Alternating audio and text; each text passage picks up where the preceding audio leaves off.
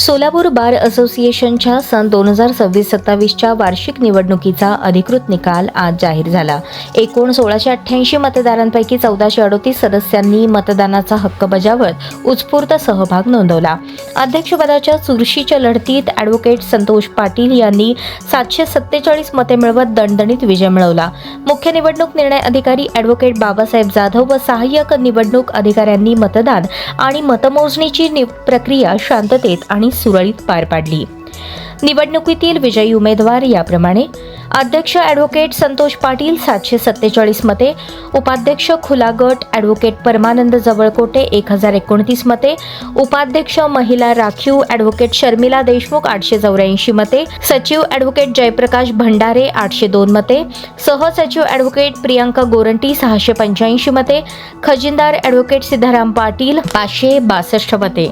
निकाल जाहीर होताच न्यायालय परिसरात विजयी उमेदवारांच्या समर्थकांनी गुलाल उधळत जल्लोष केला.